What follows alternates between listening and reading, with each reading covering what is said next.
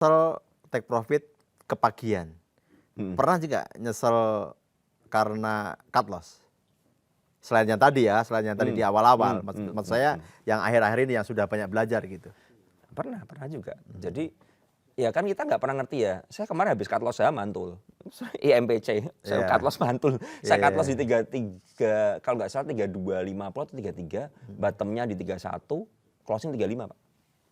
Kalau nggak cut loss, nggak loss kan, ini ya begitu. Cuman ya sudah, nggak ada yang tahu juga gitu. Karena saya mengukur resiko, wah ini resiko saya nggak bisa ini. Saya harus cut ini, ya kan.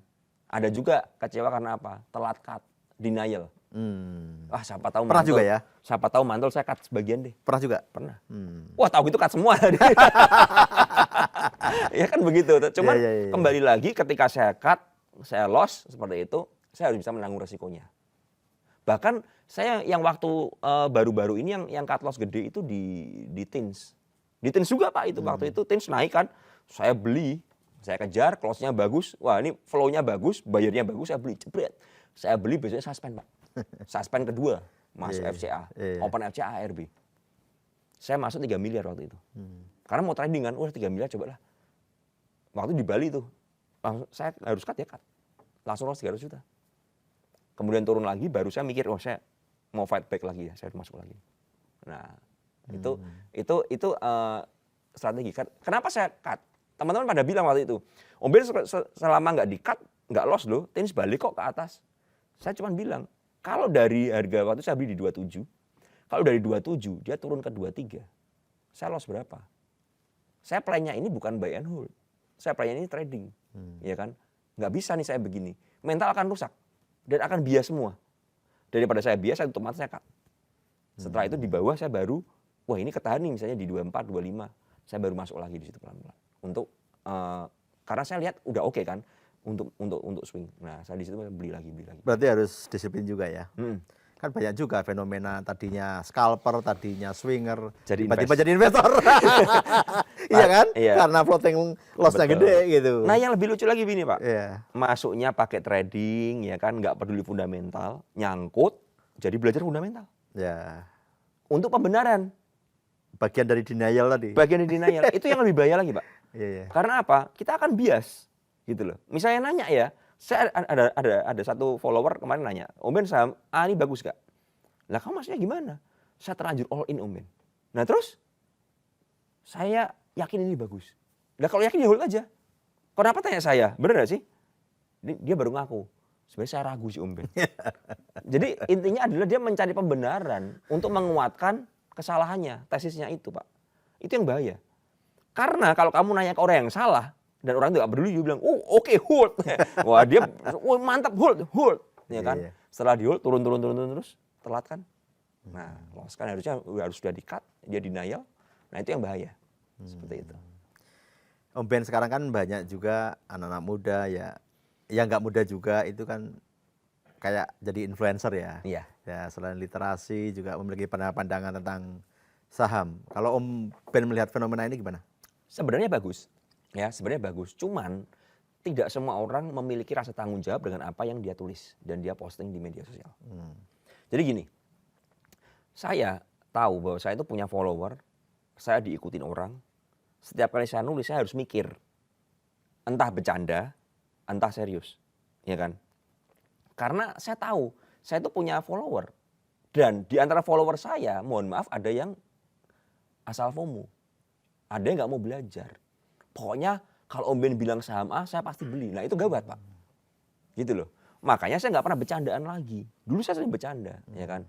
Nah baru-baru ini kan ada fenomena juga nih. Ada orang bercanda apa dan lain sebagainya. Oh saya mimpi saham ini bakal naik. Besok belajar orang masuk semuanya. Dan emitennya jualan. Nah itu menurut saya nggak salah sih orang itu menurut saya. Mungkin dia fokusnya bercanda. Tapi dia lupa bahwa dia punya follower. Dan followernya kalau cuma yang gede, pada ngikut, pada nyangkut semua.